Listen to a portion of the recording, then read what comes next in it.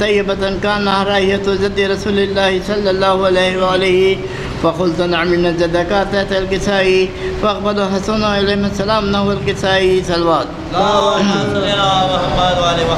وقال السلام عليك يا جده يا رسول الله أتأذنني لأدخل معك تحت الكسائي فقال عليك السلام يا ولدي ويا صاحب حوزي قد أذنت لك فدخل معه تحت الكسائي صلوات ما صلى على محمد وعلى قالت فاطمة سلام الله عليها فما كانت إلا ساعة إذا بولدي الحسين اللهم صل على محمد قد أقبل وقال السلام عليك يا أمه فقلت عليك السلام يا ولدي يا خرة عيني وثمرة فؤادي فقال لي يا أمه إني أشم عندك راحية طيبة كان راحية جد رسول الله صلى الله عليه وآله فقلت نعم من جدك وأخاك تحت الكسائي صلوات اللهم صل على محمد وآله فدني الحسين عليه السلام نحو الكسائي وقال السلام عليك يا جده والسلام عليك من اختار الله أتأذنني لأكون معكما تحت الكسائي وقال عليك السلام يا ولدي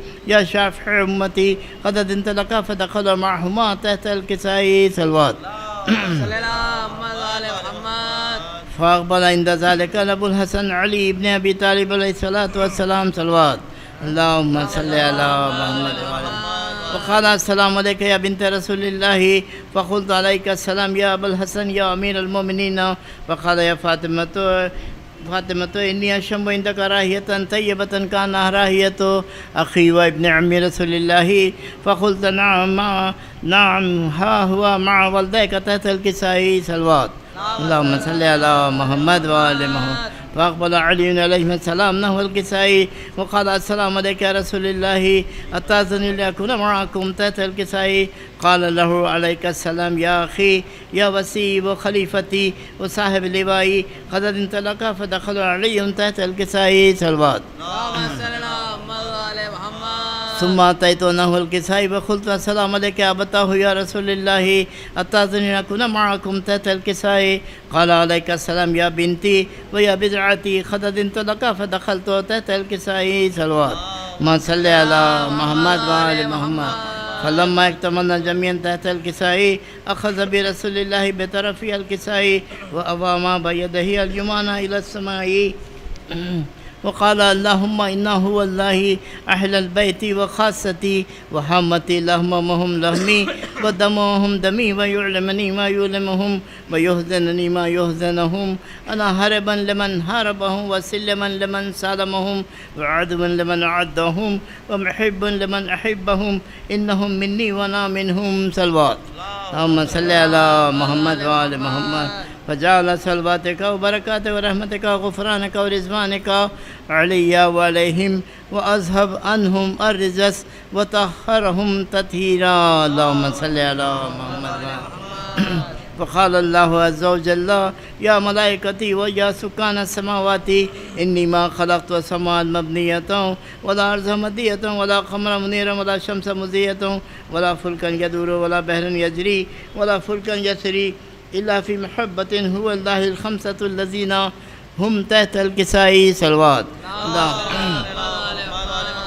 وقال الأمين جبرائيل يا ربي ومن تحت الكسائي وقال عز وجل هم أهل البيت النبوة ومعد الرسالة هم فاطمة وأبوها وبالها وبنوها صلوات صل على محمد وآل محمد فقال جبريل يا ربي أتأذنني للرهبة إلى الأرض لأكون معهم سادسا فقال الله تعالى نعم قد أذنت لك فأهبط الأمين جبريل وقال السلام عليك يا رسول الله علي الأعلى يخرق السلام ويخصصك بالتحية والإكرام ويقول لك وعزتي وجلالي إني ما خلقت السماء مبنية ولا مدية ولا خمرا منيرا ولا شمس مزية ولا فلكا يدور ولا بحرا يجري ولا فلكا يسري إلا لأجلكم وحبتكم وقد أذن لي أن أدخل معكم فهلا تأذن لي يا رسول الله فقال رسول الله وعليك السلام يا أمين وحي الله إنه نعم قد أذنت لك فدخل جبريل معنا تحت الكسائي صلوات ما صل على محمد फ़क़ाल अबी इन्नल्लाह क़द उही इलैकुम यक़ूलु इन्नमा युरीदुल्लाहु लियुज़हिबा अन्कुम रिजस अहलिल बैति व युतahhirakum तत्हीरा। अल्लाहुम्मा सल्लि अला मुहम्मद व आलि मुहम्मद। फ़क़ाल अली अलैहिस्सलाम लिअबी या रसूलल्लाह अख़बरनी मा जुलूसुना हाज़ा तहतल किसाई मिनल फ़ज़्लि इंदल्लाहि तआला। फ़क़ाल अन्नबी वल्लज़ी बअसनी बिलहक़्क़ि नबिय्यन वस्तफ़ानी बिरिसालति नबिय्यन मा ज़ुकिरा ख़बरना हाज़ा फ़ी महफ़िलिन महाफ़िल अहलिल अर्ज़ व फ़ीहा जमीअन मिन शिय्अतिना व मुहिब्बिना इल्ला नज़लत अलैहिम रहमतु व हफ़्त बिहिम अलमलाइकतहु वस्तग़फ़रत लहुम इला अन यतफ़रक़ू।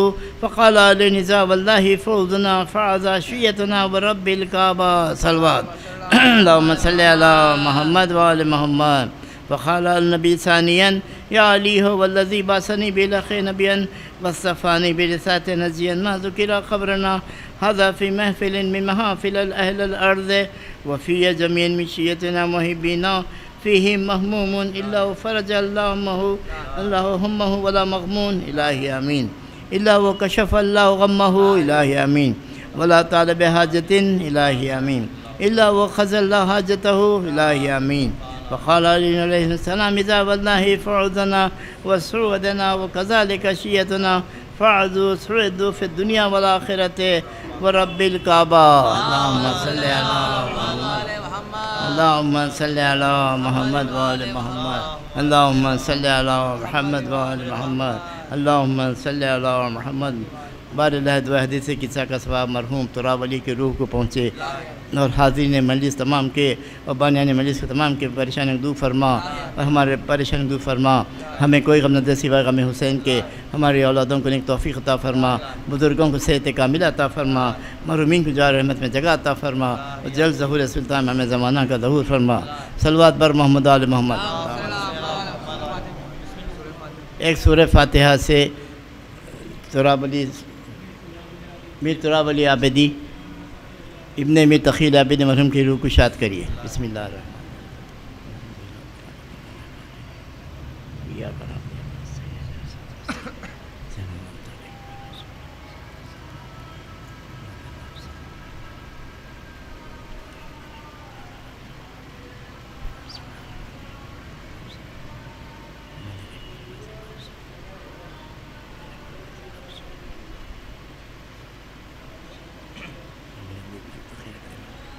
सल्लल्लाहु बर मोहम्मद आल मोहम्मद।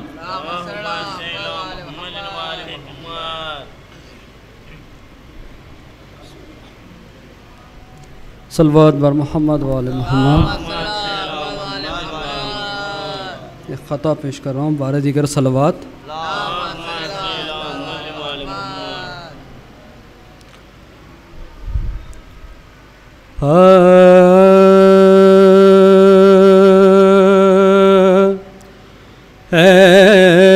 खुदा तुझको ही ज़ेबा है बड़ाई तेरी।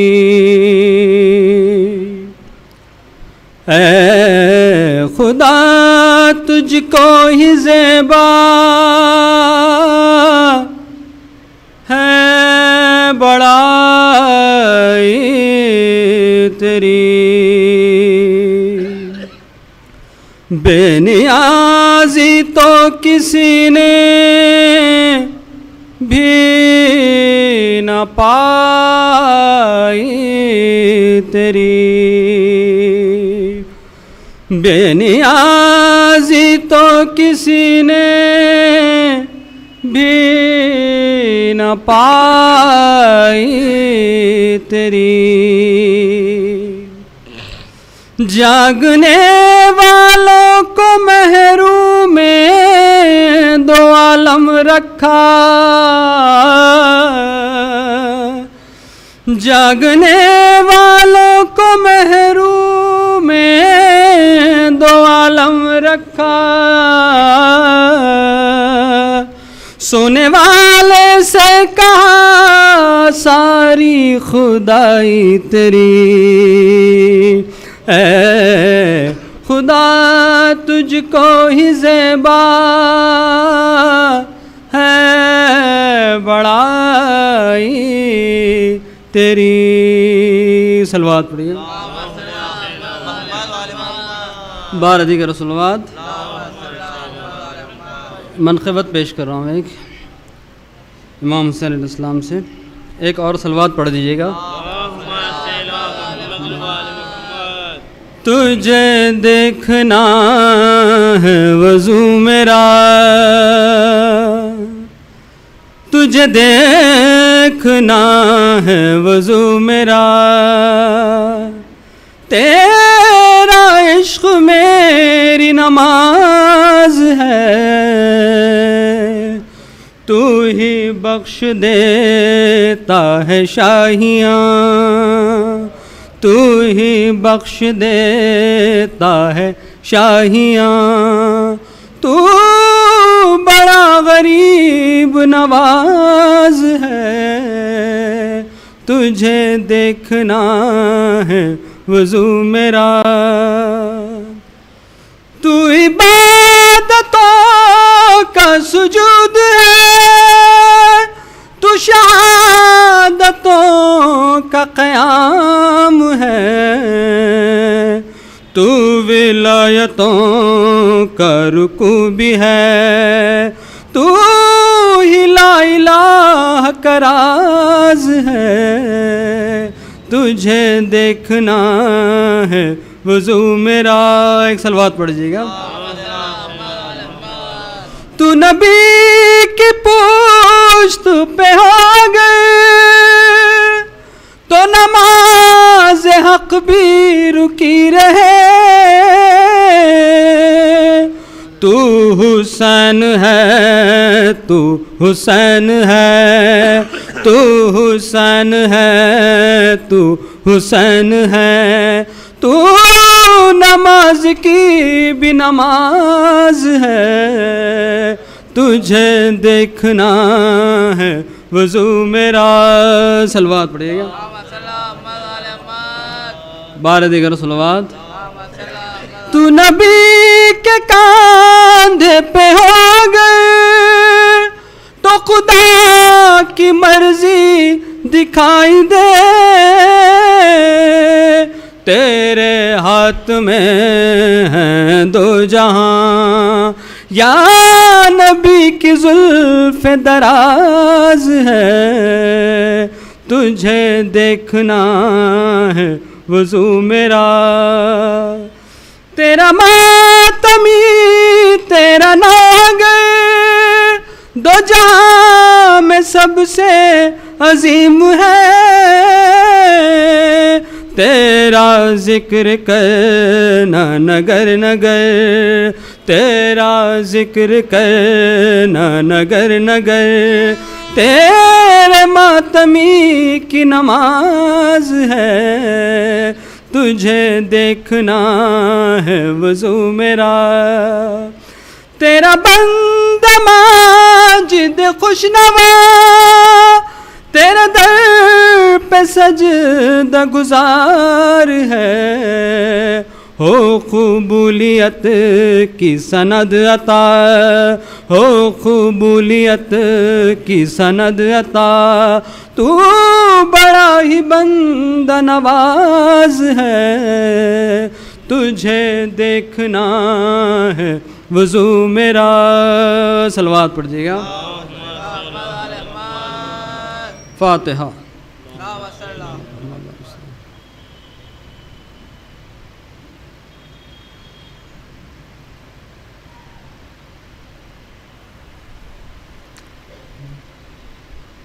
तशनगी मश्क अलम बाली सकीना अब्बास, तशनगी मश्क अलम बाली सकीना अब्बास, है तेरे नाम से मंसूब ये चर्चा अब्बास, सब रोई सारे वफा जोश अलमदार हुसैन, शेर जर्रार हम वक्त है गमकारे हुसैन,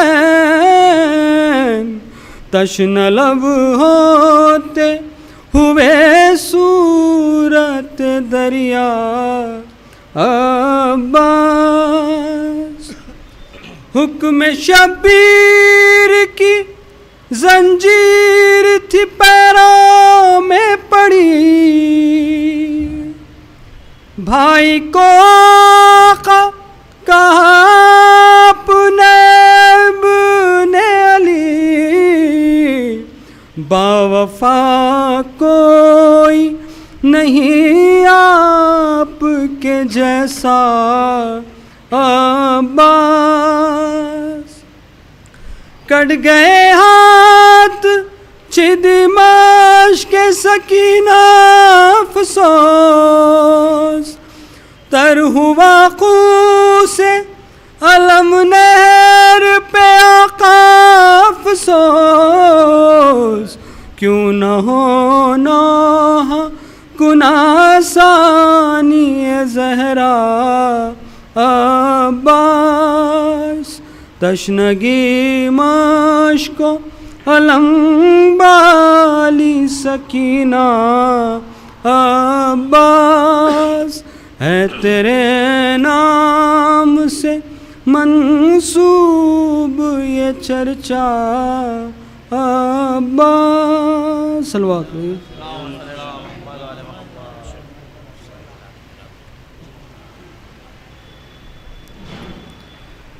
फातिहा।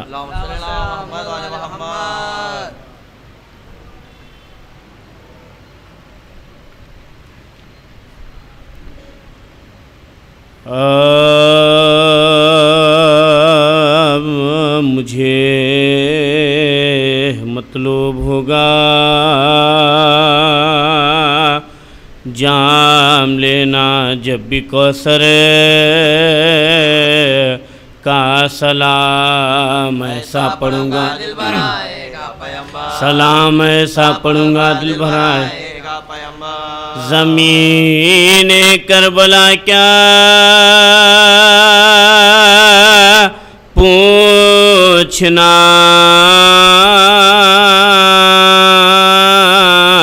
तेरे मुक़द्दर का है तुझ में आज तक महफूज फरमा, है तुझ में आज तक महफूज। कमर गम क्यों ना हो दिले गम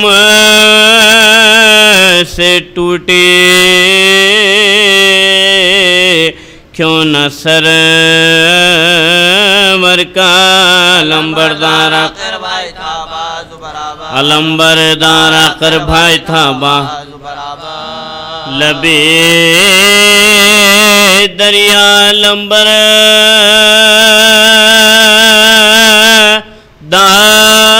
दार भी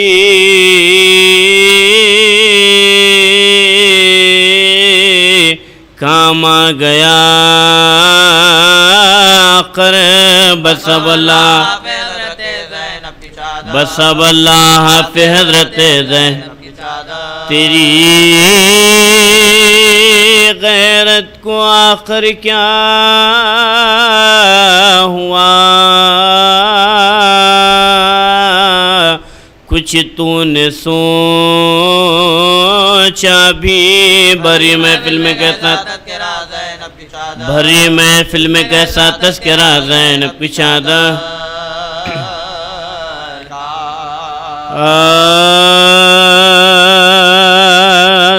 जब इब्ने अबू तुराब बरवे ज़मी गिरा, बेदस्त हो के खाक पाँव में जबी गिरा, और हाथ एक तरफ अलम शेख कहीं गिरा, चिल्लाए बद चिल्लाए फातिमा के मेरा नाथ करता है कोई दमे सरस नौजवान का मिलता निशान लिखन सुनते ही सदा के शहंशाह बहरोबर दौड़े गिरे उठे न संभाला गया जिगरे कांपे जो पाँव था लिया बाजुए पिसर चिल्लाते देखो लेख बजले मजमा हटाओ फौजे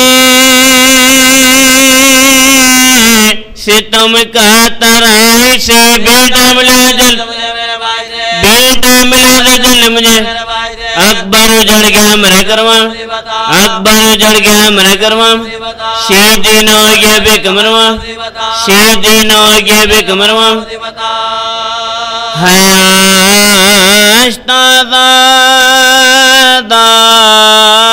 दागे पिदरवा मुसीबत काटा गया चेज जिगरवा पुरसा तो दून नजफ की तरफ मुंह को मोड़ दो सर पे चलूंगा मैं अकबर करीब ला जो लाए हुसैन को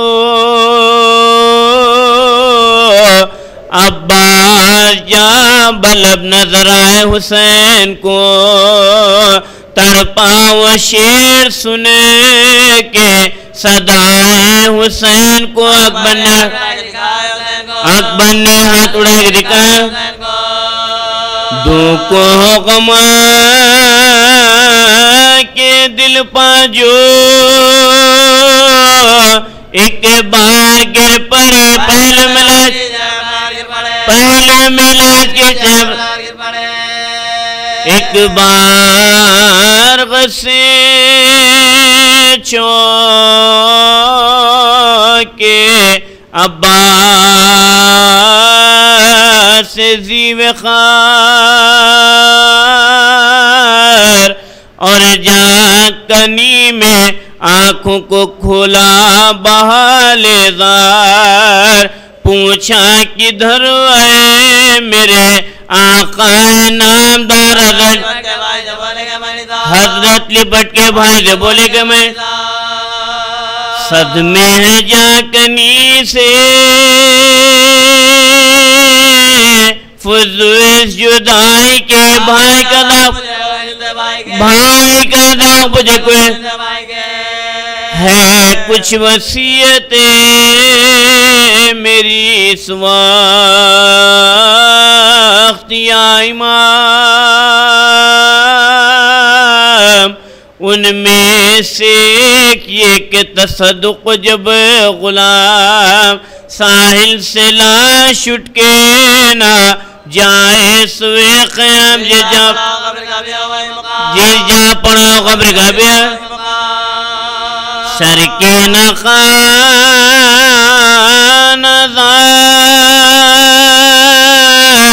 इमाम दिलेर का मस्कन रहता रहे मैं और दूसरी अर्ज़ है ऐशान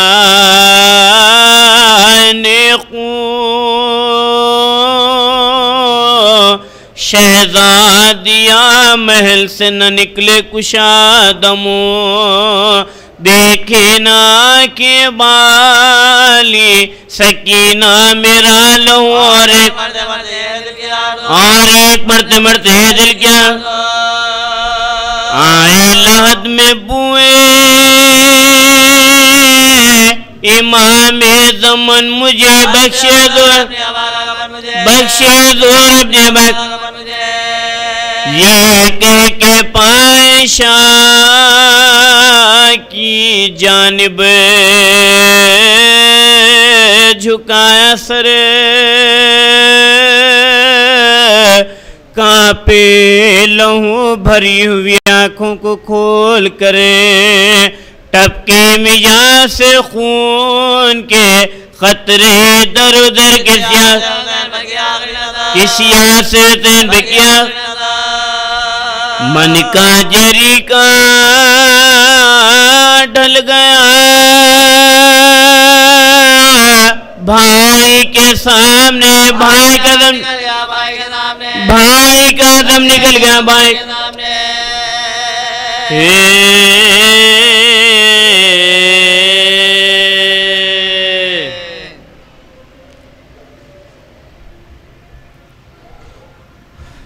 सलवात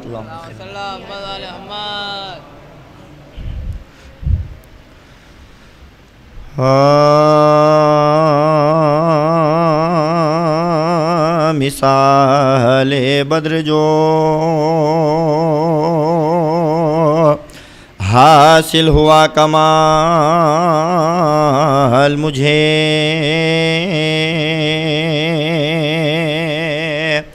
घटा घटा के फला किया हिलाल मुझे, घटा घटा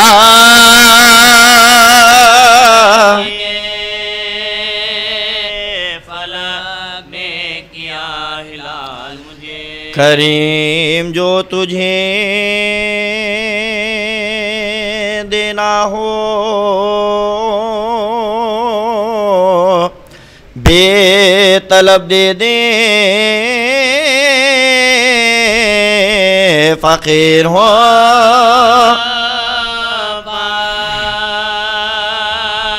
नहीं हाजते सवाल, फ़कीर हो पा नहीं हाजते सवाल मुझे, तेरी मदद का फ़कत याली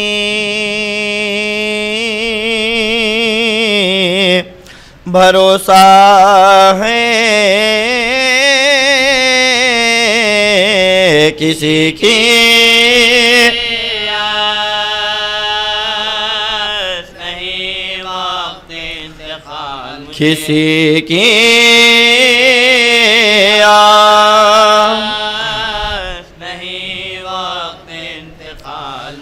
हुसैन कहते थे पुश्ते फरस से गिरता हूँ, मदद का वक्त है,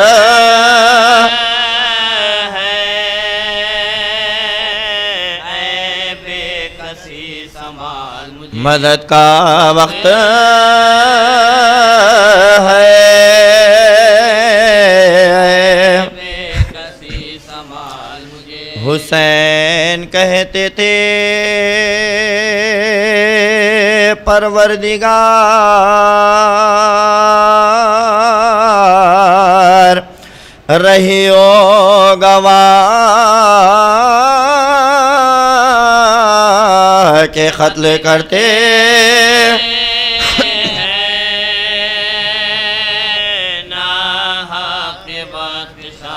के क़त्ल करते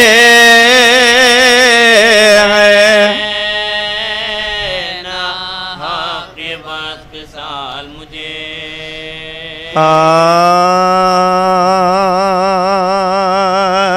जब ख़ातिमा बख़ैर हुआ फ़ौज शाह का,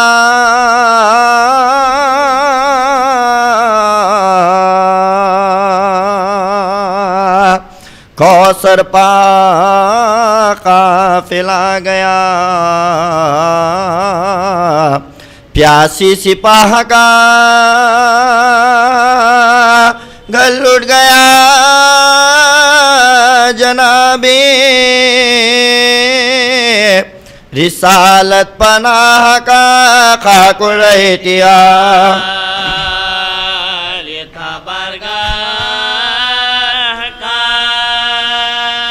भाई थे ने रफीक ना वो नूर ऐन थे दो बहनें रोने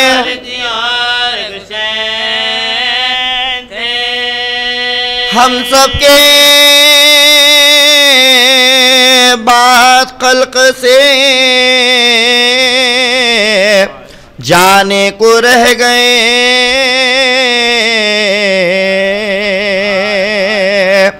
सर पीटने को अश्क बहाने को रह गए इस नौजवान का पीरी में आहटो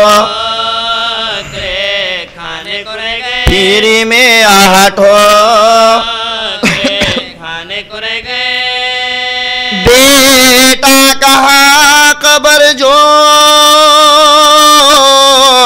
दमे इंतकाल इतना नहीं गोएंगे नागा सुएला शे पिसर जा पड़ी नजर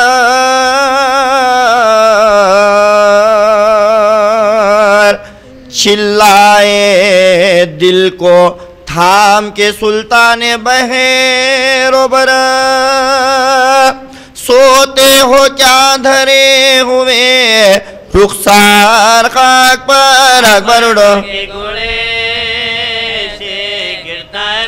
अकबर उड़ो के घोड़े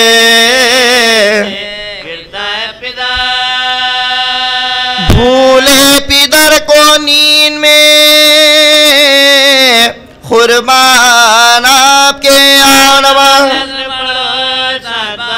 नमाज़े अब्बासे नामदार तराई से उठ के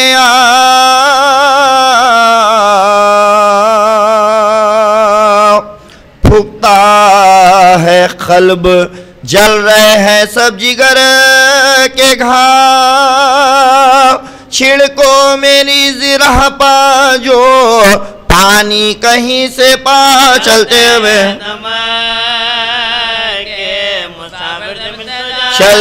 हुए अदमा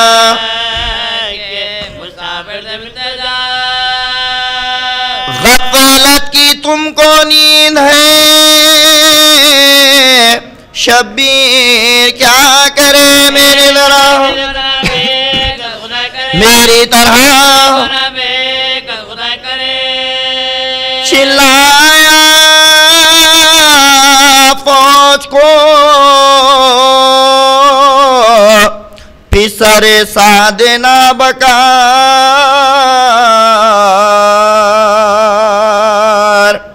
लो घेर लो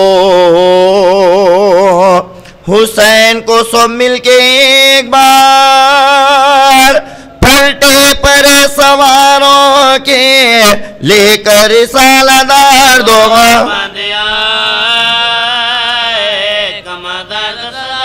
गोल बांधे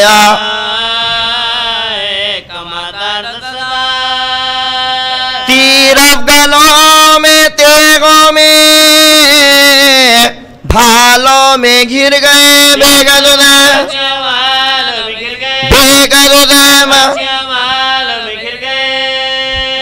फिजा ने जाके खैमे में बेवों को दी खबर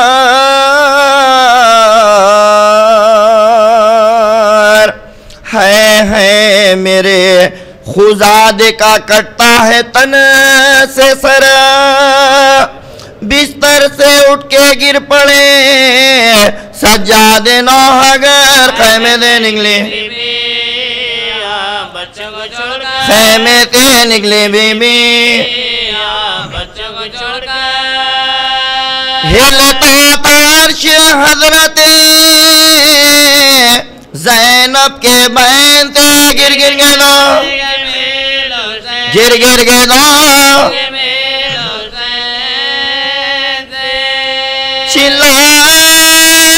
चिल्लाती थी अरे मेरा भाई है किस तरह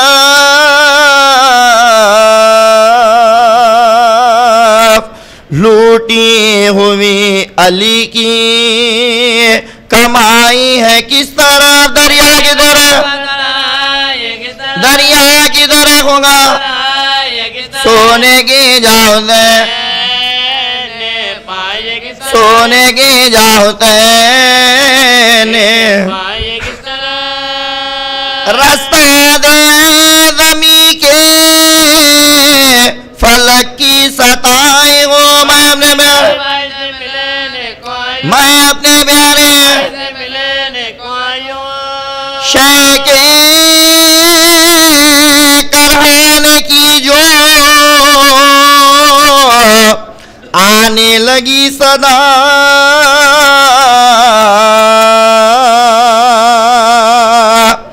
दौड़ी उधर नबी की नवासी बरहना फा देखा मैंने करते हुए भाई का गला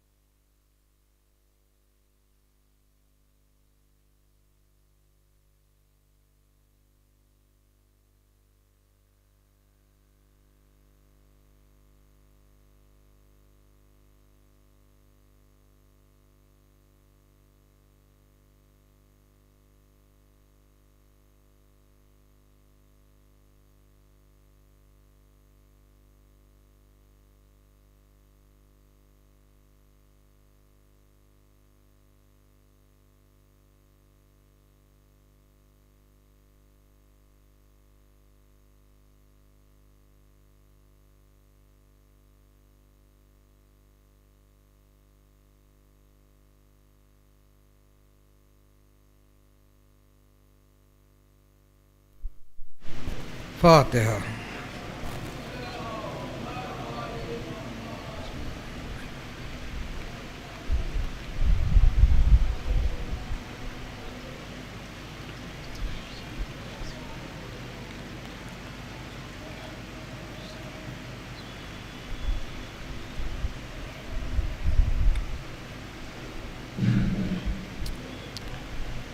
ला हौला वला कुव्वता इल्ला बिल्लाहिल अलिय्यिल अज़ीम। औज़ु बिल्लाहि मिनश शैतानिर रजीम। बिस्मिल्लाहिर रहमानिर रहीम। अल्हम्दुलिल्लाहिल्लज़ी हादना लिहाज़ा वमा कुन्ना लिनहतदिया लौला अन हदानल्लाह। लक़द जाअत रसूल रब्बना बिल हक़ वस्सलातु वस्सलाम अला शफ़ीइल मुज़नबीन रहमतल लिल आलमीन। जद्दुल हसन वल हुसैन शबाब अहले जन्नत अबिल क़ासिम मुहम्मद व अहले बैतिही तय्यबीन अत्ताहिरीन वल मासूमीन वल मज़लूमीन वल मुंतजबीन वलातुल्लाहि आदाइहिम अजमईन मिन यौमिना हाज़ा क़ियाम यौमिद्दीन। अम्मा बाद फ़क़द क़ाला सुब्हानहु फ़ी मुहकमे किताबिही व हुवा अस्दक़ुल क़ाइलीन व क़ौलुहुल हक़। बिस्मिल्लाहिर रहमानिर रहीम। व हुवल्लज़ी ख़लक़स समावाति वल अर्ज़ फ़ी सित्ततिल अय्याम व काना अर्शहु अलल मा। एक सलवात पढ़ दीजिए अज़ीज़ान। बारगाह ज़हरा में इससे बुलंद तरीन सलवात पढ़िए।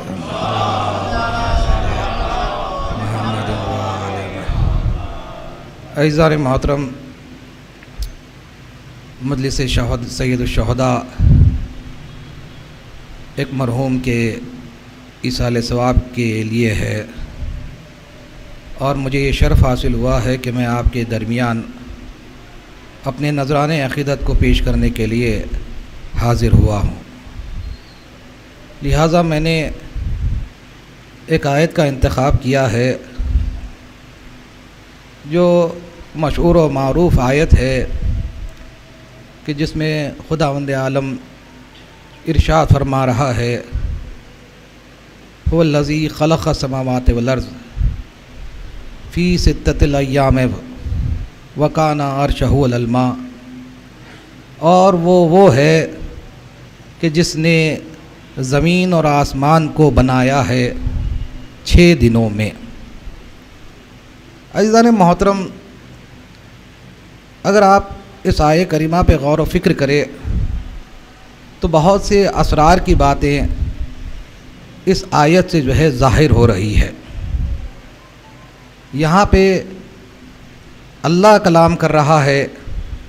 जब अल्लाह का कलाम है तो फिर लफ्ज़ हू का इस्तेमाल क्यों हो रहा है? तो जो है ना, ये हू का लफ्ज़ क्या है, क्या निशानदेही कर रहा है, हू के मायने क्या है, इंशाअल्लाह ये सारी गुफ्तगू होगी। क्योंकि देखिए, अल्लाह ने जो हमको वजूद दिया है उस वजूद की हकीकत है उसकी इबादत। वमा खलक़तु जिन्ना व इंसा इल्ला लियअबुदून, नहीं खल्क़ किया जिन्नो इंस को मगर इबादत के लिए। मगर इबादत के मायने नमाज और रोज़ा नहीं है, इबादत के मायने हज व ज़कात नहीं है। जब इमाम से पूछा गया यब्न रसूलल्लाह यहाँ पे जो लियअबुदून है उससे मुराद क्या है, तो आपने फरमाया यहाँ पे जो लियअबुदून है उससे मुराद लियअरफून है, यानी कि मारिफत के लिए तुम्हें खल्क़ किया गया है। तो मकसद वजूद इंसान अल्लाह की मारिफत है। तो जो है ना अजीज़ों, अब ये मारिफत जो होगी इसका दारो मदार किस पे है? मारिफत का दारो मदार जो है वो इंसान की अक्ल पर है। मगर अक्ल क्या है? पहले हमें ये समझना चाहिए कि भाई अक्ल कहते किसे हैं। ऐसा नहीं है कि जो दुनिया ने अक्ल की तशरीह बयान की है वो सच है, बल्कि ये देखना पड़ेगा कि मासूम ने अक्ल की तारीफ़ क्या बयान की है। क्योंकि देखिए, अक्ल की तारीफ़ दुनिया वाले क्या करते हैं, भाई अगर कोई अपने एग्ज़ाम में अच्छे नंबर लेके आ जाए तो फ़ौरन कहेंगे कि भाई ये अक्लमंद है। तो अगर अक्ल की तारीफ़ यही है तो फिर काफिर के पास भी अक्ल मौजूद, मुशरिक के पास भी अक्ल मौजूद। मगर आप ये सोचिए कि इमाम क्या फरमा रहे हैं अक्ल की तारीफ़ में, और जो हमारी पहली किताब है यानी मुस्तनद किताब है और उस किताब का नाम है उसूल काफ़ी, और उस उसूल काफ़ी का जो पहला बाब है, पहला चैप्टर है, वो है बाबुल अक्ल यानी अक्ल का दरवाज़ा। अब उसमें कहीं हदीसें हमें मिल गई है। एक हदीस में इमाम फरमा रहे हैं कि देखो, इबादत का दारो मदार जो है वो तुम्हारी अक्ल पर है, यानी जितनी ज़्यादा तुम्हें अक्ल होगी उतनी ही ज़्यादा उस इबादत की उजरत दी जाएगी। यानी इसका मतलब ये हुआ कि अगर किसी के पास कम अक्ल हो तो उसे उजरत कम दी जाएगी, किसी को ज़्यादा दी जाएगी उसकी अक्ल के बिना पर। मगर अक्ल की तारीफ वो नहीं है जो दुनिया ने की है। अब इमाम से पूछा गया, छठे इमाम से, इमाम बैठे हुए थे, हारून का दरबार सजा हुआ था, उसने अपने उलमा को बुला रखा था और वहाँ पे एक बहस छिड़ी और पूछा गया कि ये बतलाओ कि अक्ल की तारीफ क्या है। तो उलमाओं ने बहुत देर तक सोच कर आखिर में ये नतीजा दिया कि अक्ल की तारीफ ये है कि अक्ल उसे कहते हैं जो एक बदी और एक नेकी में फ़र्क जो करे उसे अक्ल कहते हैं। तो एक मर्तबा इस बादशाह ने जो है इमाम की तरफ मुखातिब होकर पूछा, इब्न रसूलल्लाह आपका क्या कहना है? इन्होंने तो अपना फैसला सुना दिया कि जो एक नेकी यानी एक अच्छाई और एक बुराई में जो फ़र्क करे उसे अक्ल कहा जाता है। तो एक मर्तबा इमाम ने फरमाया जो इन्होंने तारीफ बयान की है अक्ल की, ये सिफत तो गधों में भी पाई जाती है। इसलिए कि अगर तुम गधे के सामने एक ताज़ी घास रख दो, सूखी घास रख दो, तो गधा भी फैसला कर लेता है कि कौन सी घास उसके लिए फायदा पहुंचाएगी, कौन सी घास उसको नहीं खानी चाहिए। तो एक मर्तबा उसने पूछा, या इब्न रसूलल्लाह आप ही बतलाइए कि अक्ल की तारीफ क्या है। तो एक मर्तबा इमाम ने फरमाया, देखो अक्ल की तारीफ यह है कि जब दो नेकियां तुम्हारे सामने मौजूद हो तो ये अक्ल फैसला करेगी कि कौन सी नेकी बड़ी है, कौन सी नेकी छोटी है। जब दो बुराइयां तुम्हारे सामने हो तो अक्ल ये फैसला करेगी कि कौन सी बुराई बड़ी है, कौन सी बुराई छोटी है। अजीजों, जैसे ही इमाम ने ये जुमले अपने जबान से निकाले, एक मर्तबा सारे दरबार में एक सन्नाटा छा गया।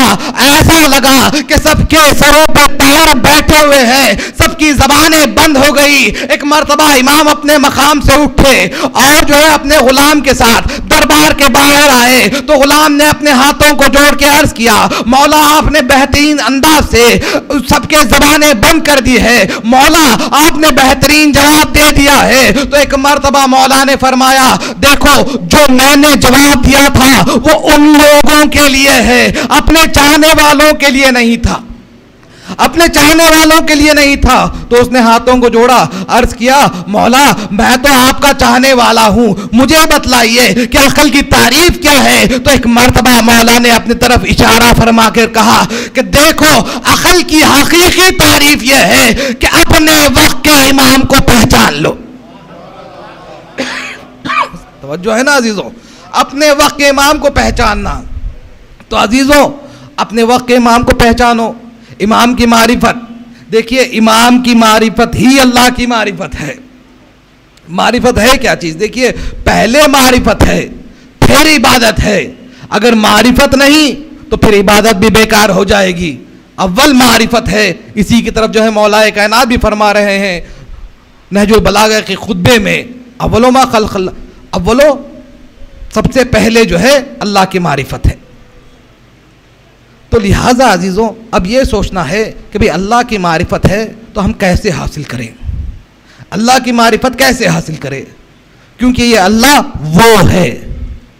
और इसी की तरफ जो है इशारा हो रहा है, हुवल्लज़ी खलक़ अस्समावाति वल अर्ज़, वो है कि जिसने ज़मीन और आसमान को बनाया। फी सित्ततिल अय्याम, 6 दिनों में। अब ये वो है, हु है। जैसे कि हम अक्सर कहते हैं हु के मायने क्या है? वो यानी हु कहते हैं जो लग़वी एतबार से कहा जाता है कि हु इशारा है गायब की तरफ। मगर जब हम इशारे में अल्लाह को ले लें तो फिर वो महदूद हो जाएगा। इसलिए मौला ने फरमाया कि वो ऐसा हु है कि जो इशारों में नहीं आ सकता। जो इशारों में आ जाए वो अल्लाह नहीं हो सकता है, क्योंकि अल्लाह तो वो है जो हर जगह मौजूद हो। और जिस तरह अल्लाह हर जगह मौजूद है उसी तरह उसका मजहर भी हर जगह मौजूद है। कोई जगह ना अल्लाह से खाली हो सकती है, ना कोई जगह जो है उसके मजहर से खाली हो सकती है, क्योंकि मजहर से खाली होना इस बात की दलील हो जाएगी कि उसका मुज़ीर महदूद है। भाई जिसका मजहर है वो भी लामहदूद, जो मजहर है वो भी लामहदूद। तो लिहाजा जो है इमाम से पूछा गया, या इब्न रसूलल्लाह ये बतलाइए कि हु के मायने क्या है। तो इमाम ने फरमाया कि देखो इसमें 2 हर्फ है, एक हा है एक वाव है। फिर इमाम ने फरमाया कि हा से मुराद यह है कि वो गायब है। अल्लाह क्या है? गायब है। गायब के मायने क्या है? जो दिखाई नहीं देता। समझ जो है ना अजीजों, अल्लाह वो है जो दिखाई नहीं देता। मगर इमाम से एक शख्स ने और सवाल कर लिया, मौला ये बतलाइए अल्लाह के लिए गायब का लफ्ज़ इस्तेमाल हो रहा है, जबकि गायब भी अल्लाह की एक मखलूक है। क्या मखलूक का इतलाक खालिक पे हो सकता है? तो इमाम ने फरमाया कि बड़ा अच्छा सवाल किया तूने। यकीनन मखलूक का इतलाक जो है खालिक पे नहीं हो सकता है।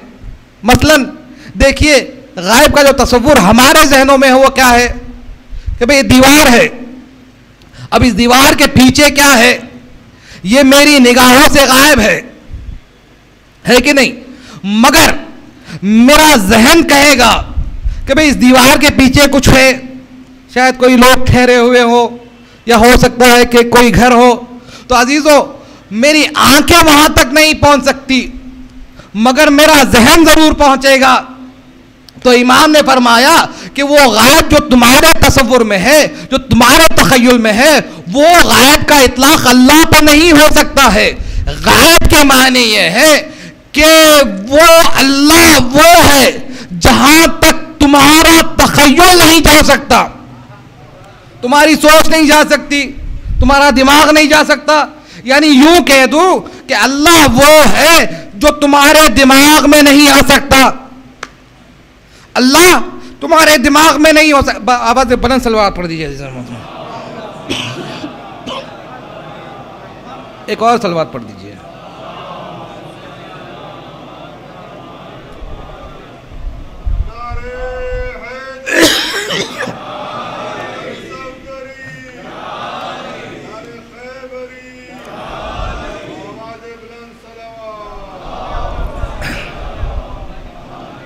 यानी अल्लाह वो है जो तुम्हारे दिमाग में नहीं आ सकता, जो तुम्हारे जहन में नहीं आ सकता। अजीजों, जिस तरह अल्लाह तुम्हारे जहन में नहीं आ सकता, उसी तरह मेरा मौला भी तुम्हारे जहन में नहीं आ सकता। जब अली तुम्हारे जहन में नहीं आ सकते हैं, तो फिर ये ना कहना कि तुमने अली को हद से आगे बढ़ा दिया है। अजीजों, जो भी ये कहता है, मैं ये कहता हूं कि उसने कुफ्र किया ये जुमला कह के, क्योंकि जिसने मजहर को महदूद कर दिया उसने मुज़ीर को महदूद कर दिया। सल्लल्लाहु मोहम्मद वाले मोहम्मद। तवज्जो है ना अजीजों? अब अल्लाह वो है जो इशारों में नहीं है, अल्लाह वो है जो कभी इशारों में नहीं आ सकता, मगर वो खालिक भी है, वो राज़िक भी है, वो है जो कभी किसी भी एतबार से जाहिर नहीं हो सकता। अगर वो जाहिर हो जाए तो फिर वो अल्लाह अल्लाह नहीं रहेगा। यही तो कमाल की बात है कि देखिए, अब इसी सूरे में अल्लाह क्या फरमा रहा है, वो है जिसने ज़मीन और आसमान को बनाया। तो एक उसकी सिफत जो है जाहिर हुई कि वो खालिक है, उसने खल्क किया। मगर इस बात को याद रखिएगा कि अल्लाह बज़ाते खुद खल्क नहीं करता। और इस आयत में यह भी इरशाद हो रहा है कि उसने 6 दिनों में खल्क किया। सवाल यह पैदा होता है कि क्या अल्लाह 6 दिनों का मोहताज है? क्या उसके लिए 6 दिन की ज़रूरत है? क्या वो उसके लिए वक्त है कि वो कहे कि मैंने 6 दिन में बनाया, मगर अल्लाह ने इशारा फरमाया है? तो अब यह समझना है कि भाई वो 6 दिन है क्या, क्योंकि वो अल्लाह वो है कि जिसने कुरान में फरमाया इन्नमा अमरहु इज़ा अरादा शयन अय्यक़ूल लहू कुन फयकुन। बस उसके अम्र का इरादा है, जब वो किसी चीज़ को वजूद में लाना चाहता है तो कहता है कुन, हो जा, तो वो हो जाता है। तो अजीज़ों देखिए, हकीकत तो ये भी है कि अल्लाह वो है जो कुन का भी मोहताज नहीं है। मोहताज वहां पे किसी बात का नहीं हो सकता, इसलिए क्योंकि अल्लाह समद है। समद उसे कहते हैं कि जो किसी का मोहताज ना हो, हर शय उसकी मोहताज हो जाए। तवज्जो है ना अजीजों? तो लिहाजा अल्लाह के लिए ना 6 दिन की ज़रूरत है, ना कुन के बोलने की ज़रूरत है। और वहाँ पे देखिए अल्लाह वो है जो बोलता भी नहीं है,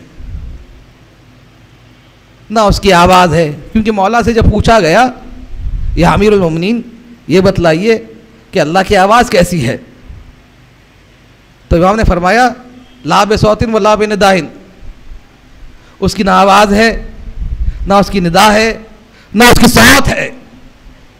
तो फिर ये बतलाइए कि फिर हर मकाम पर जो ये कहा जाता है कि अल्लाह बोल रहा है, तो ये बोल कौन रहा है? भाई जिसका लहजा है उसी की आवाज़ होती है। लहजा अली का था, बोल अली रहा था। तवज्जो है ना अजीज़ों? तो लिहाजा ना वहाँ सौत है ना आवाज़ है। और फिर जो है इमाम से फिर सवाली ने सवाल किया, मौला अल्लाह के कलाम की कैफियत क्या होती है, अल्लाह का कलाम कैसा होता है? तो इमाम ने फरमाया हुआ यक़ूलो इल्ला बिलफ्ज़िन, अल्लाह का क़ौल है मगर उसमें अल्फाज नहीं है, उसके अल्फाज नहीं है।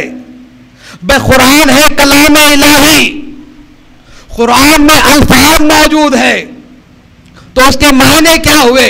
यानी कि उसका क़ौल जो कलाम बना है उसका सिर्फ क़ौल है, कलाम उसके मज़हर का है। तवज्जो है ना अजीज़ों? यानी कि क़ौल उसका हुआ, अल्फाज अहले बैत के हुए, तभी जाके ये कुरान कुरान बन सका। सल्लल्लाहु अलैहि मोहम्मद व आले मोहम्मद। तवज्जो है ना अजीज़ों? देखिए अल्लाह अल्लाह है, उसकी बुलंदी, उसकी आला मेयारी, उस तक कोई पहुंच नहीं सकता। अब जो कुछ भी है उसने अपने मजहब बना रखे हैं, जो भी उसका कमाल होगा वह अहले बैत के ज़रिए से ज़ाहिर होगा। वो खालिक है, बजाते खुद खल्क नहीं करता। वो राज़िक है, बजाते खुद रिस्क नहीं देता। वो रहमान है, बजाते खुद रहम नहीं करता। वो करीम है मगर बजाते खुद जो है अपने करम का इजहार नहीं करता, क्योंकि वो अल्लाह है। अब खल्क कौन करेगा जिससे यह साबित हो जाए कि वो खालिक है? रिस्क कौन देगा जिससे यह साबित हो जाए कि वो राज़िक है? रहम कौन करेगा जिससे यह साबित हो जाए कि वो रहमान और रहीम है? अजीजों, ये उसके मज़हर है, यानी कि खल्क अली करेंगे वो खालिक कहलाया जाएगा, रिस्क अली देंगे वो राज़िक कहलाया जाएगा, करम अली करेंगे वो करीम कहलाया जाएगा। अब जितने भी कमालात अल्लाह के हैं वो सारे अली में मौजूद हैं। अब अली उसे जाहिर करते जाएंगे और उसको मनवाते जाएंगे। सल्लल्लाहु मोहम्मद व आले मोहम्मद। तो जो है ना अजीजों, अब अल्लाह ने खल्क किया। अब यहाँ पे कहा जाता है कि अल्लाह ने खल्क किया मगर बजाते खुद खल्क नहीं किया उसने। जमीन और आसमान बाद में खल्क हुए। सबसे पहले अल्लाह ने क्या खल्क किया? अव्वल मा खल्क़ल्लाहु नूरी, अल्लाह ने सबसे पहले नूर को खल्क किया। किसके नूर को खल्क किया? मोहम्मद के नूर को खल्क किया।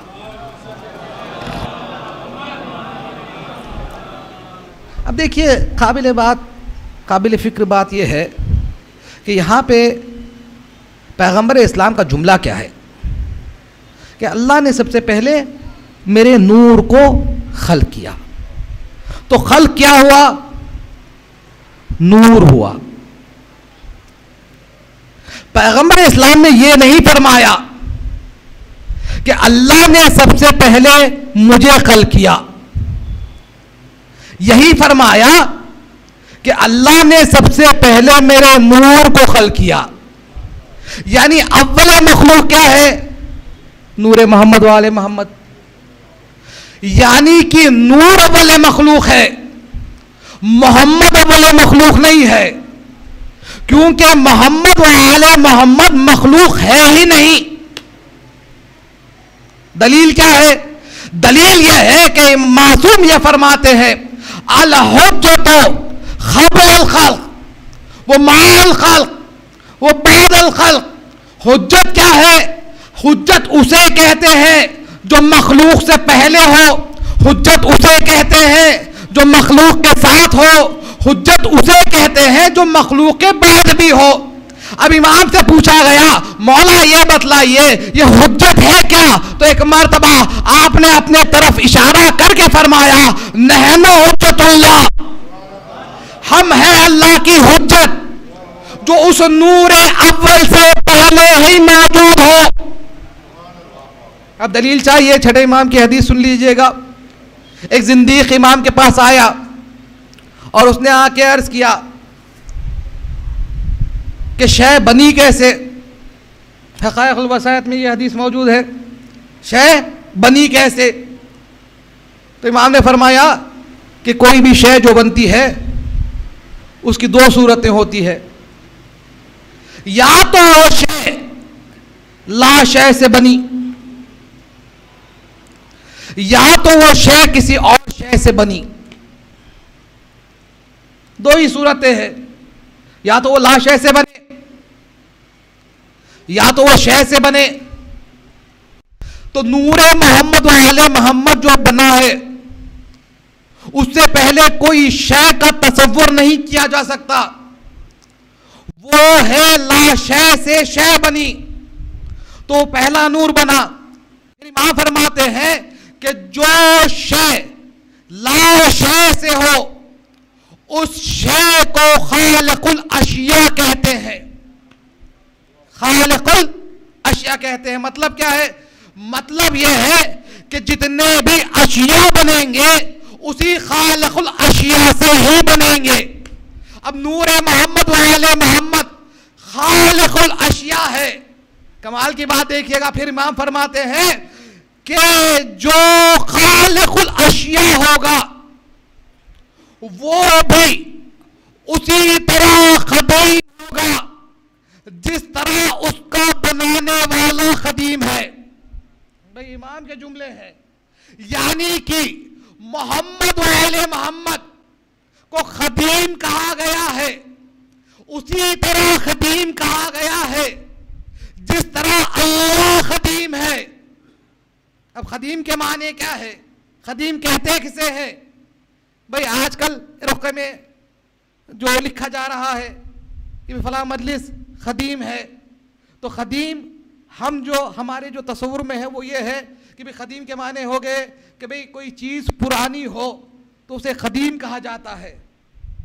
कोई अज़ा खाना है तो कह देते हैं भाई खदीमी अज़ा खाना, खदीमी मस्जिद। मतलब क्या है कि भाई पुरानी है, खदीम है, बहुत पुरानी है।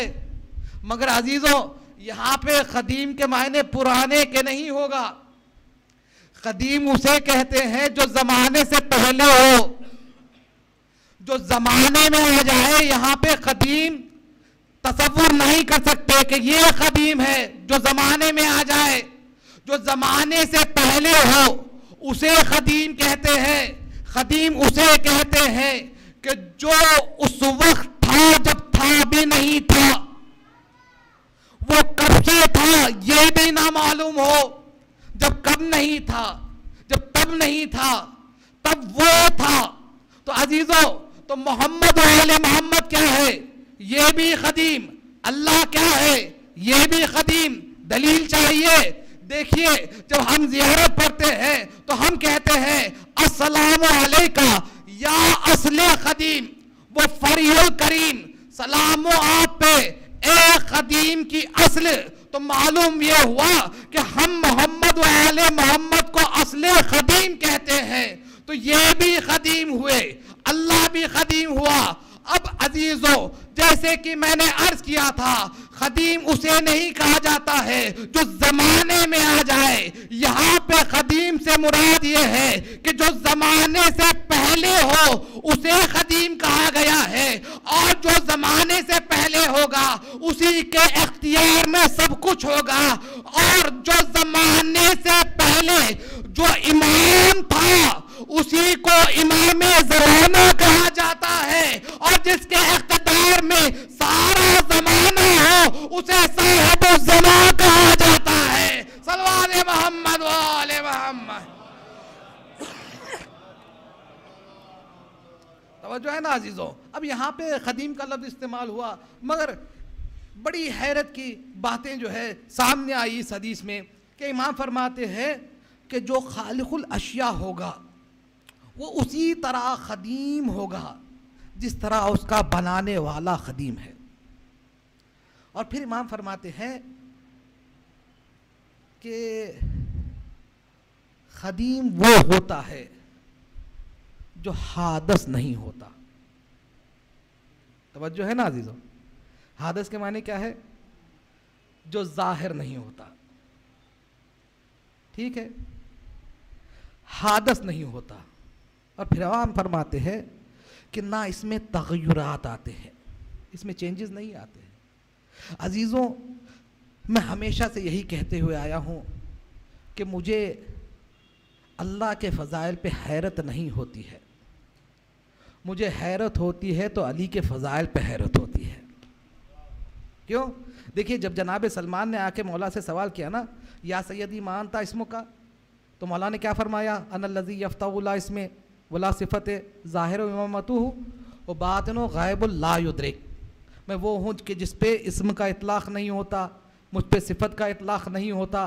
मेरा ज़ाहिर इमामत है और बातिन गायब है जिसे तुम नहीं समझ सकते हो। देखिए, अल्लाह भी गायब है, अली भी गायब है। अल्लाह गायब है, गायब था, गायब रहेगा, कभी जाहिर ना होते हुए वो गायब है। मगर मेरा मौला ऐसा गायब है जो जाहिर हो भी रहा है और गायब भी हो रहा है। यानी कि जनाब सलमान वो है 10वें दर्जे ईमान पे फाइज होने के बावजूद भी अली को नहीं समझ सकते। तो जब जनाब सलमान नहीं समझ सकते तो मुसलमान क्यों कर समझ सकते हैं मेरे मौला को? तो वो अली है जो गायब है मगर जाहिर भी है। उसी तरह देखिएगा कि इमाम फरमा रहे हैं कि वो खदीम है, उसमें तग़य्युरात नहीं आ सकते हैं, और उसके लिए सिर्फ है, यानी वो जिंदा ही जिंदा है, उसके लिए मौत नहीं है। यानी जिसे हम जिंदगी और मौत समझते हैं ना, वो तसव्वुर जो है हकीकत मौत और जिंदगी का नहीं है। हमारे तसव्वुर में क्या है मौत, हमारे तसव्वुर में क्या है जिंदगी। हमने इंसान की सांसों को देखा, हमने इंसान के चलने फिरने को देखा। जब वो चलता फिरता हुआ नजर आया तो हमने तसव्वुर किया कि ये जिंदा है। और मौत किसे तसव्वुर कर लिया कि भाई जहाँ पे सांसें रुक गई, जहाँ पे आंखें बंद हो गई, जहाँ पे जिस्म के हरकत बंद हो गए तो हमने उसे मौत कहा। मगर इस्लाम ने सोच को ही बदल दिया। इस्लाम ने कहा कि देखो, तुम जिसे जिंदगी समझ रहे हो वो जरूरी नहीं है कि वो जिंदगी हो, और जिसे तुम मौत समझ रहे हो वो हकीकत में मौत हो, बल्कि ये भी मुमकिन है कि जिसे तुम जिंदगी समझ रहे हो वो हकीकत में मौत हो, और जिसे तुम मौत समझ रहे हो वो हकीकत में जिंदगी हो। अजीजों, ये बात बयान करके इस्लाम ने वाज़ेह कर दिया कि हो सकता है कि इंसान चल फिर रहा है मगर इसके बावजूद भी कुरान इन्हें जिंदा तस्लीम नहीं कर रहा है, और इशारा फरमा रहा है ला यस्तवा इला हयान इलल मौत। अरे वो जो जिंदा है और वो जो मुर्दा है, ये दोनों कभी बराबर नहीं हो सकते हैं। जब ये दोनों बराबर नहीं हो सकते हैं तो हमारे तसव्वुर में जिसे हम जिंदगी समझ रहे हैं वो हकीकत में जिंदगी नहीं है, जिसे हम मौत समझ रहे हैं वो हकीकत में मौत नहीं है, बल्कि ये भी मुमकिन है जो चल फिर रहा है वो हकीकत में मैयत हो, और जो खबर में लेटा हुआ है वो यकीनन जिंदा हो। अब इसका फैसला अली की मोहब्बत करेगी कि जिसके दिल में अली की मोहब्बत हो वो खबर के अंदर भी जिंदा है, और जिसके दिल में अली की मोहब्बत नहीं हो, अगर वो चल फिर भी रहा है तो उसे मैयत समझी जाएगी। सल्लल्लाहु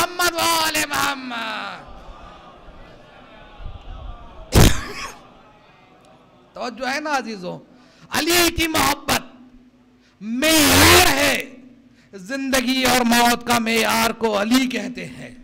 अली की मोहब्बत तय करेगी। अजीजों, यहां पर हम जमा हुए हैं, इसलिए जमा हुए हैं, इसलिए जमा हुए हैं क्योंकि हमें मौला से मोहब्बत है। ये जो कशिश हमें खींच के यहां ले आ रही है, ये अली की मोहब्बत है। और याद रखिएगा, देखिए दावा मोहब्बत करने वाले बहुत हो गए, मगर अली की मोहब्बत पे साबित रहने वाले बहुत कम रह गए। हर चीज, हर दावा दलील मांगता है। दलील क्या है? दलील यह है कि जब भी अली के फजाइल बयान ना हो, जब भी अली के फजाइल बयान ना हो, जब भी अली के फजाइल बयान हो, तो वहां पे यह सोचना नहीं चाहिए कि भाई ये कैसे, वो कैसे, अभी अली को अपने हद से बढ़ा दिया। देखिए अली की जो विलायत है, अल्लाह के सारे कमाल जिसके तहत है वो अली इब्ने अबी तालिब की विलायत है। और ये बात जो है अल्लाह ने कुरान में वाज़ेह कर दी, इन्नमा वलियुकुम अल्लाह, बस अल्लाह तुम्हारा वली, रसूल वली, और वो वली कि जिन्होंने नमाजों को कायम किया और हालत रुकू में ज़कात दी। यानी कि अल्लाह ने इस आयत में लफ्ज़ इन्नमा रख के ये बात साबित कर दी कि जिस मेयार की मेरी विलायत है, उसी मेयार की विलायत जो है मोहम्मद की है, उसी मेयार की विलायत जो है अइम्मा की है। यानी अजीज़ों, आजकल मैं देख रहा हूँ कि बाज़ हज़रात पहले तो विलायत को समझते नहीं है कि विलायत है क्या चीज़, और कुछ लोगों ने जो है अजीब अजीब कमेंट्स दे दिए, तकरीरें हो रही विलायत अली इब्ने अबी तालिब के ख़िलाफ़ कि जब तक अली थे तब तक उनकी विलायत मौजूद थी, माज़अल्लाह अब जो है अली की विलायत नहीं है। याद रखिएगा, अली की विलायत, किसी की विलायत से उसका तकाबुल करने की कोशिश ना कीजिएगा। हुकूमत विलायत नहीं है। बाज़ लोगों का यह ख्याल है कि भाई हुकूमत जिसके पास आ जाए उसी की विलायत। अब मुझे बतलाइए कि भाई अल्लाह की हुकूमत कहाँ है? किस मुल्क में अल्लाह की हुकूमत है? किस शहर में अल्लाह की हुकूमत है? याद रखिएगा, जहां जहां अल्लाह की हुकूमत है वहां वहां मेरे मौला की हुकूमत है। जब से अल्लाह की विलायत है उस वक्त से मेरे मौला की विलायत है। विलायत उसे नहीं कहते हैं जो महदूद हो जाए, तसर्रुफ है, तसर्रुफ है। जो ये हवाएं चल रही है ये अली की विलायत की बिना पे चल रही है। ये जो पानी बरस रहा है ये अली की विलायत के बिना पे बरस रहा है। ये अनाज जो उग रहा है ये अली के विलायत की बिना पे उग रहा है। और अजीजों याद रखिएगा, कहाँ लोग जो है इस बात पे बहस कर रहे हैं कि भाई अली वलीउल्लाह कहना सुन्नत है, वाजिब है। कसम ब खुदा मैं अक्सर ये कहते हुए आया हूं कि ना विलायत अली का इकरार ऐलान सुन्नत है ना वाजिब है, बल्कि याद रखो गदीर खुम में अल्लाह ने जिस अंदाज से रसूल से खिताब किया था, तो क्या रसूलुल्लाह पे ये सुन्नत था कि अली वलीउल्लाह का ऐलान करे या वाजिब था कि अली वलीउल्लाह का ऐलान करे?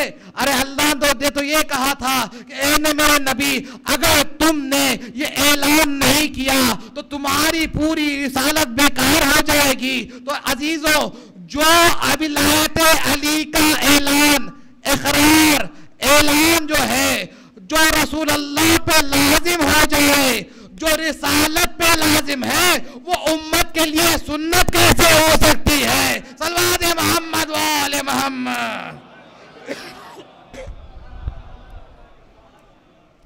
विलायत अली, अली की विलायत, अब इसमें शक नहीं किया जा सकता है कि भाई अली की विलायत है क्या, अली की विलायत है क्या? भाई रसूल खुदा फरमाते हैं कि 3 के अलावा विलायत का बार नहीं उठा सकता। एक वो है जो नबी मुरसल हो, दूसरा वो है मलक मुकर्रब हो, तीसरा वो है जो मोमिन मुमतहिन हो। तो इमाम से जनाब अबू ज़र ने सवाल किया, मौला ये बतलाइए कि मोमिन मुमतहिन का मतलब क्या है। तो मौला ने जवाब दिया कि मोमिन मुमतहिन वो होता है कि जिसके क़ल्ब का इम्तिहान अल्लाह अपने अम्र के साथ ले। फिर जनाब अबू ज़र ने फरमाया, मौला ये बतलाइए कि वो अम्र क्या है, उसकी मज़ीद तशरीह कर लीजिए। तो इमाम ने फरमाया, बस इतना समझ लो, जब मेरे फज़ाइल मोमिन के सामने बयान होते हो तो अल्लाह उसके सीने को कशादा कर देता है ताकि वो मेरे फज़ाइल को कबूल कर ले। वो इनकार करके मुर्तद नहीं होता। अजीजों, अली के फज़ाइल, अल्लाह के फज़ाइल, अल्लाह के फज़ाइल, अली के फज़ाइल, क्योंकि अली के फज़ाइल अली के कमाल के फज़ाइल हो रहे हैं, अली के ज़ात के फज़ाइल नहीं हो रहे हैं। तो अजीजों, जब अली के फज़ाइल महदूद नहीं हो सकते हैं तो अल्लाह के फज़ाइल भी महदूद नहीं हो सकते हैं। अब अली के फज़ाइल आगे बढ़ते जाएंगे, अब अली के फज़ाइल जब आगे बढ़ते जाएंगे तो वहां पे शक न कीजिएगा। इमाम ने यह भी फरमाया है कि जब तुम्हारे समझ में कोई हदीस ना हो, आए हो तो बस उसका इनकार ना करो, बल्कि उसे हमारी तरफ वापस लौटा दो, क्योंकि हदीस का इनकार को करना कुफ्र है। अजीजों, यानी अली के फज़ाइल का जो इनकार करे वो मुर्तद कहलाया जाएगा, वो मुसलमान नहीं रह सकता। सल्लल्लाहु मोहम्मद व आले मोहम्मद। तो अली के फज़ाइल वो है जो कभी महदूद नहीं हो सकते हैं। और अजीज़ों, याद रखिएगा कि अली वो है जो मज़हरे किबरिया है। और देखिए, मोमिन के ईसाले सवाब की मजलिस है और मैं इस मजलिस को ख़िताब करने के लिए आया। और याद रखिएगा कि हर नफ्स को मौत का जायक़ा चखना है।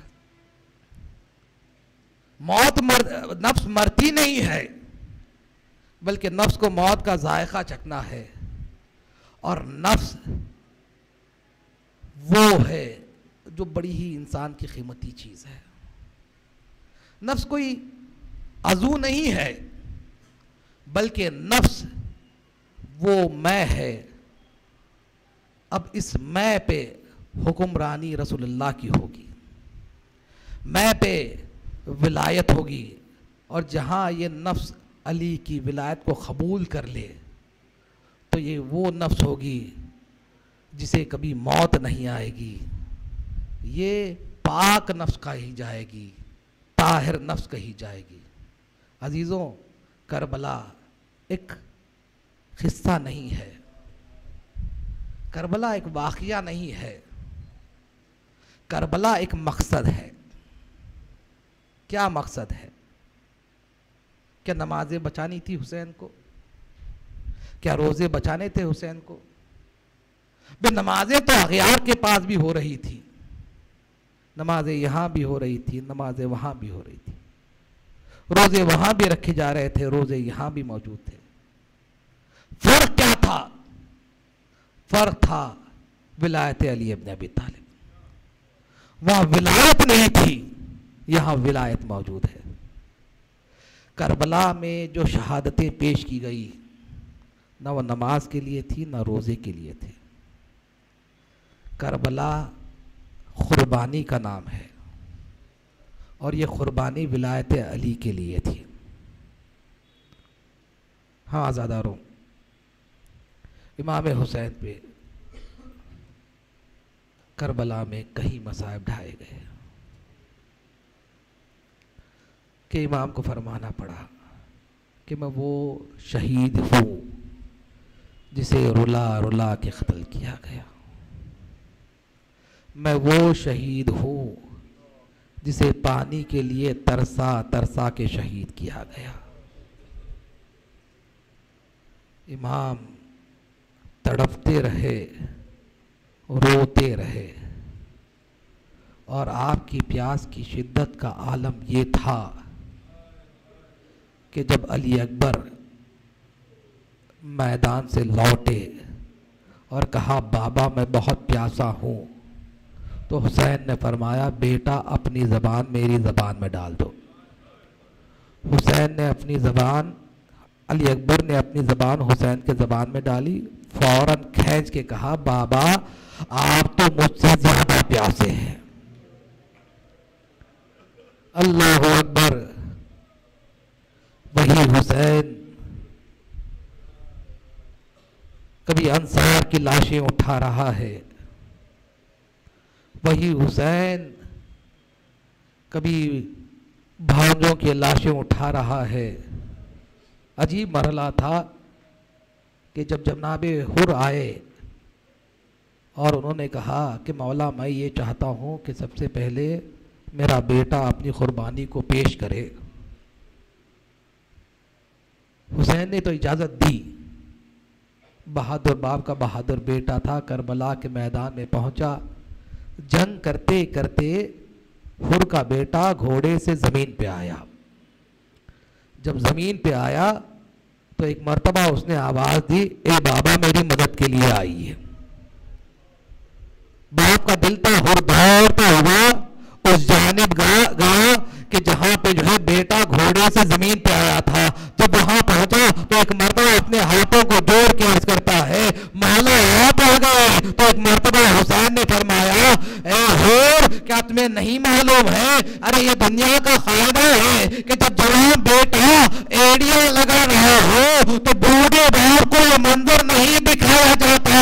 तो मैं कहूँगा मौला अरे जब अली अकबर घोड़े से ज़मीन पे आए, अरे आप अपने मकाम से उठे फिर गिर गए और मौला आपने फरमाया ए बेटा अब्बास के जाने से मेरी कमर खमादा हो गई।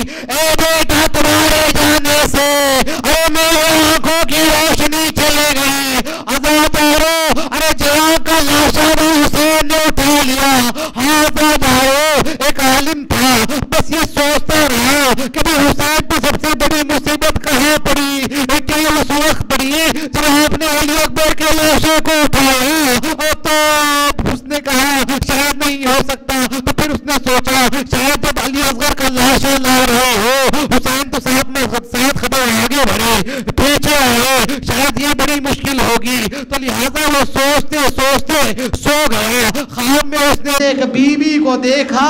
बीवी ने आके कहा ए शख्स तू क्या जानना चाहता है कि मेरे लाल हुसैन पे सबसे बड़ी मुसीबत कहाँ पड़ी, किस वक्त सबसे बड़ी मुसीबत हुई। ए शख्स बचने समझ ले कि असरे तंग का वक्त है। हुसैन खैमे से बाहर निकलना चाह रहे थे। अजीजों हमीद बिन मुस्लिम कहता है कि मैंने देखा अरे खैमे का पर्दा उठता था, हुसैन बाहर आते फिर खैमे में दाखिल हो जाते। ये माजरा मेरी समझ में ना आया। जब मैं करीब पहुंचा तो मैंने क्या देखा, अरे नन्हे नन्हे बच्चे थे हुसैन के दामन को पकड़े हुए कह रहे थे ए आका अरे किसके सहारे छोड़े जा रहे हो, ए मौला अरे किसके सहारे छोड़े जा रहे हो।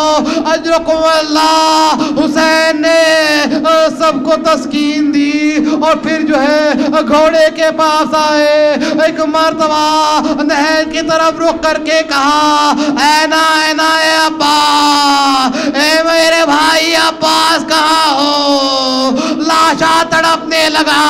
फिर फरमाया ए अली अकबर तुम कहाँ हो, अरे मुझे घोड़े पे कौन सवार करवाएगा। एक मर्तबा हुसैन ने क्या देखा कि बहन ज़ैनब आई हुई कह रही थी ए भैया अरे अब्बास ना हुए तो क्या हुआ, अरे आपकी बहन ज़ैनब जिंदा है। अजरकुमुल्लाह। आज़ादारो हुसैन घोड़े पे सवार हुए, मैदान में सामने पहुंचे, आपने जंग की। कभी मैमने पे हमला किया, कभी मैसरे पे हमला किया, कभी खलबे लश्कर पे हमला किया। एक कोहराम बर्पा हो गया।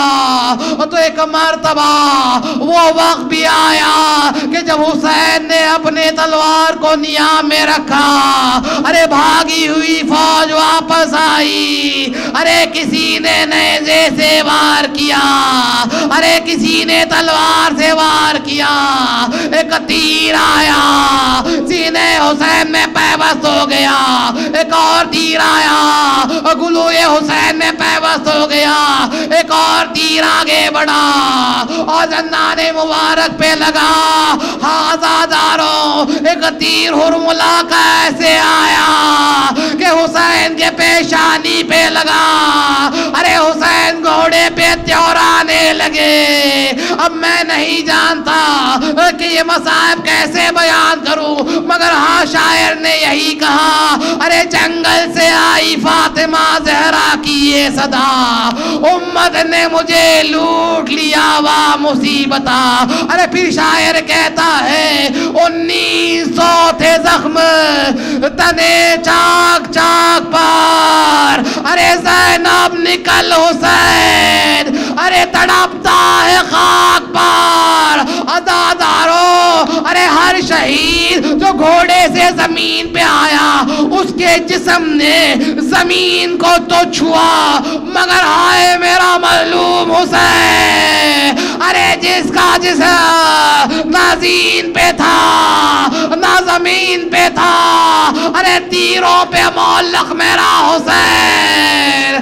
आज़ादारों, अब ज़ैनब परेशान हुई, खैमे के बाहर आई। डिलेजियन ज़ैनबिया मौजूद है, वहाँ पे आके ज़ैनब ठहर गई। एक मर्तबा ज़ैनब ने देखा कि हुसैन है तीरों पे मौला।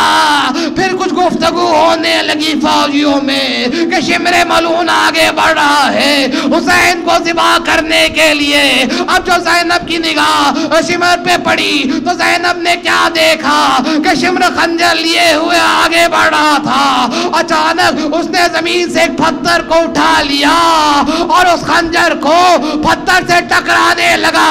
तो किसी ने पूछा, ए शेम, ये तू क्या कर रहा है? अरे तू खंजर को पत्थर से क्यों टकरा रहा है? तो शिमर ने कहा, अरे खंजर तेज है, पत्थर से इसलिए टकरा रहा हूं ताकि ये कुंद हो जाए और हुसैन को जब ज़िबा करो तो हुसैन को ज्यादा तकलीफ हो। अरे जालिम आगे बढ़ा, अरे हुसैन के गले पे ऐसा वार किया कि ज़मीने करबला में जल आया। ज़ैनब दौड़ते हुए खैमे में दाखिल हुई। अरे सैयदे सज्जाद को जगाया, कहा बेटा उठो, अरे ख़यामत आ गई। सैयदे सज्जाद अपनी फूफी अम्मा का सहारा लेते हुए दरे खैमा पे आए। खैमे का पर्दा हटा के कहा, अस्सलाम वालेका। तो ज़ैनब ने पूछा, ए बेटा अली, इस आलमे गुर्बत में अरे किसे सलाम कर रहे हो? तो एक मर्तबा सैयदे सज्जाद ने फरमाया, फूफी अम्मा, अरे बाबा का सर नौ के नेज़ा पे बुलंद हो गया है। इन्ना लिल्लाहि व इन्ना इलैहि राजिऊन। रब्बना तक़ब्बल मिन्ना इन्नका अंतस समीउल अलीम। एक सूरे हमद और 3 मरतबा सूरे इखलास की तिलावत फरमाकर मीर तुराब अली आबदी की रूह को इरसाल फरमा दीजिए।